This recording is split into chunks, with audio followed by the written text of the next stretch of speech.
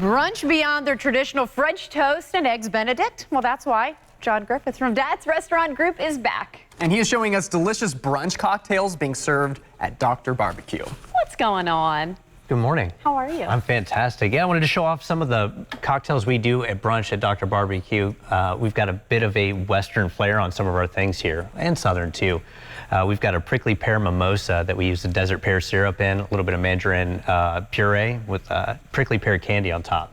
So we like to do things a little bit different. I've learned you like to do things a little different. I'm curious, though, you say this is brunch cocktails. Is this a separate brunch cocktail menu, or can you get these drinks anytime during the day? There is actually a couple cocktails that are only on the brunch menu, and this is one of them. It's an espresso old-fashioned, and I like bourbon when it comes to brunch. A lot of people think mimosas. That's where I go. You know I'm a bourbon guy. You go bourbon for breakfast. Hey, you know what? Pairs well with Dr. Barbecue, though. This is true. So we do 4 Roses yellow label bourbon here. A nice, good amount there. We're using an espresso liqueur that actually has some caffeine in it, so we're going to wake you up with your bourbon. Now, wait a second. Alcohol is like typically a downer, right? So we're going like downer and upper in a drink, right? Yeah, and just so in case that's not enough caffeine, I'm going to add some concentrated cold brew in there. Okay, a little bit of orange bitters. It is nice to see a different kind of take on coffee, because I think you do see the traditional, like everyone's mind goes to Irish coffee. Yep. So it's kind of nice to see something a little different. Yeah. Yeah, Bailey's kind of thing. Mm-hmm.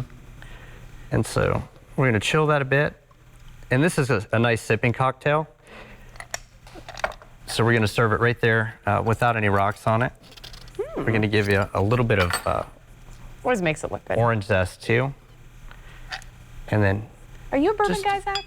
I can definitely do bourbon. A couple espresso beans. Depends on at what time, of course. But brunch, why not, right? Apparently, we're starting early today. Hey, I'm all about starting early, right? Welcome to the blend, right? Hey, like we were having fun, too. We've done so many segments with poor Carly, as she was expecting, that I actually have somebody who can drink the cocktails again, which is kind of a nice thing. So, okay, you made one. You do the honors. Absolutely. Here we go.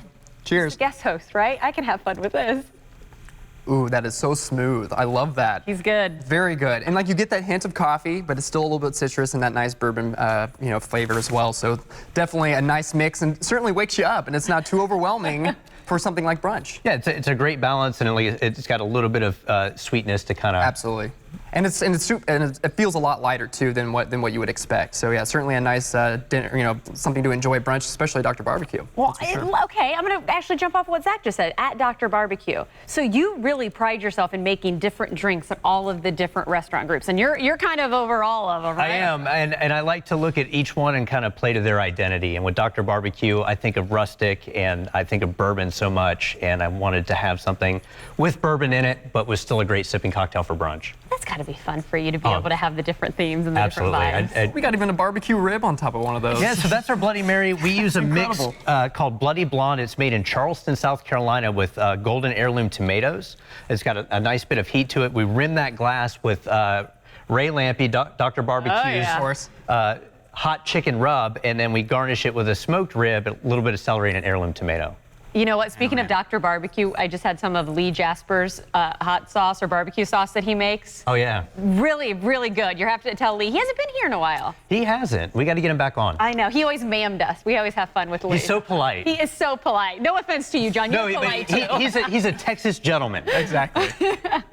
I like it. Well, this would be a good drink for a Texas gentleman. As always, we love your ideas when you come in. Appreciate your time. Oh, thanks for having me. You bet. And as always, you can visit Dr. Barbecue anytime you'd like. Of course, brunch, where you can enjoy these fabulous cocktails. There's the address you see on the screen and the website, and of course, phone number as well.